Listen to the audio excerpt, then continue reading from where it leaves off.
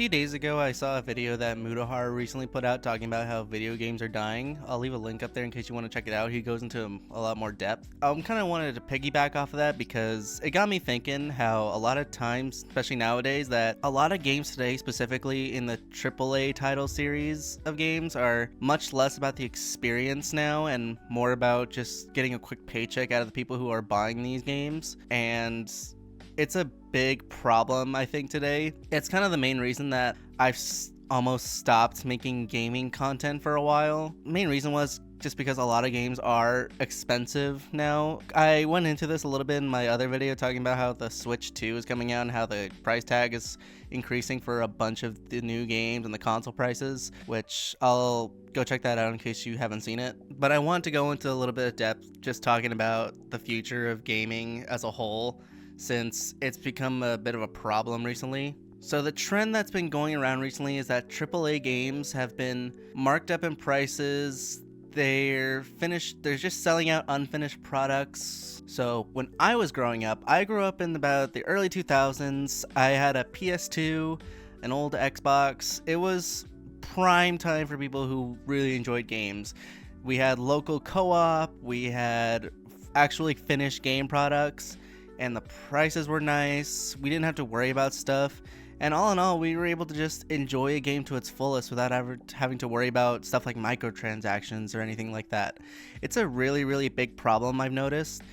If you've seen the stuff that I put out on the earlier days of this channel, you would know that I did play Genshin Impact and Honkai Star Rail, just like Hoyoverse games like that. Now, the big problem that a lot of those games have is obviously going to be the microtransactions. From what I've noticed, gaming today has become much more of a at-home casino that you can use, which kind of feeds into the addictions of people. It's a really, really scummy tactic, but there are a lot of games that everyone is playing, especially like even younger kids are playing, that is ruining the gaming atmosphere and making it so you can't even enjoy the experience anymore. You're kind of just paying to win or paying for something that doesn't even help you in the long run. Now, a good example of this would most likely be stuff like Fortnite and Call of Duty. So what Fortnite and Call of Duty have in common nowadays is their live gaming service, which includes stuff like Battle Pass, cosmetics, just the standard stuff. There's a lot of doom and gloom above that kind of stuff, especially with Call of Duty nowadays, because not everyone is playing Call of Duty anymore. I think they've kind of run into the ground after a few years of just putting out stuff that has not been sticking the landing for anything. But if you go to like a Call of Duty store, you notice that you have all these different cosmetics that absolutely do nothing for you in the game. They don't even give you any ups or anything. They kind of just are there just so you could look cool, which is fine, I guess. If you want to like invest money into a character you've made, it's totally up to you. But the problem I have with that is the moment Call of Duty puts out like another new cosmetic or something like that, or a different gun, you're gonna throw that other one off to the side, so you're kind of just wasting your money at that point, which really, really sucks. I think the idea of using cosmetics in a game is scummy. There's absolutely no need for it. I'd rather they just make a fixed price for a game and then just give everything out all at once, especially for live service games. Now, there is an exception to this. I think the games that make this or put good use to this is going to be stuff like Elden Ring. Now, let me show you what I mean real quick. Okay, so if you look on the Steam page, you can see Elden Ring's staying in its fixed price. It's not going up or anything like that. It's great. It's $60. Now, the good thing about this is that it's already going to be a super difficult game for people. So you're getting your money's worth by putting yourself through a big challenge like that. And anything that comes after is going to be something that you can do down the line. You don't have to purchase it right away.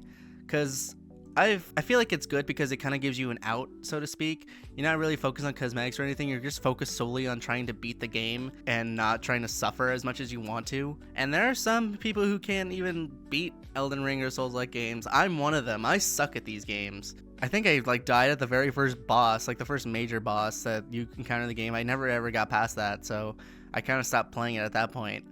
But that was kind of the good thing about it, is because for what it was, I actually enjoyed Elden Ring. It was pretty cool. I just sucked at it really bad. But for those people who are super diehard fans, and they have a lot, they actually spend the time and use that money for good purpose by making things like the DLC, like the Erdtree bundle, and they even made a sequel to it, which was the Night Rain DLC, which is good. They're using that money to already enhance a already well-received game, which is perfect. They already like put out the finished product already. They're just adding on to it, which is what I think a lot of game developers should be focusing on rather than trying to, scalp everyone of their money. Like Star Wars Outlaws, for example. These motherfuckers at EA are still selling these things in 4 different versions, which I don't even know what the hell these versions do. It's live service, obviously, but you just get like what, an extra level, some cosmetics or anything like that. I'm pretty sure people who play these games don't even go back to it after the first playthrough. That's kind of like the problem I've had with games in the past. I play it, I finish it, and then I stop because there's no replayability at that point. Yeah, all in all, at this point, you're basically taking a gamble for every game you buy. That's why I don't really like to do pre-orders anymore, because a lot of the times, sometimes the game's not even going to be finished at that point, or what's most likely going to happen nowadays is that all these games are going to be live service, so it's going to be all locked behind a separate paywall that you have to do after you get the initial game to begin with. It sucks. It really does suck, because I remember back in the day when I was playing on my PS2, my favorite game back then was Kingdom Hearts 2. That was such a good fucking game. I played that shit religiously every time I got home from school. I don't know how many times I beat it, but the one thing that I really enjoyed was the replayability wise, because it was actually kind of difficult.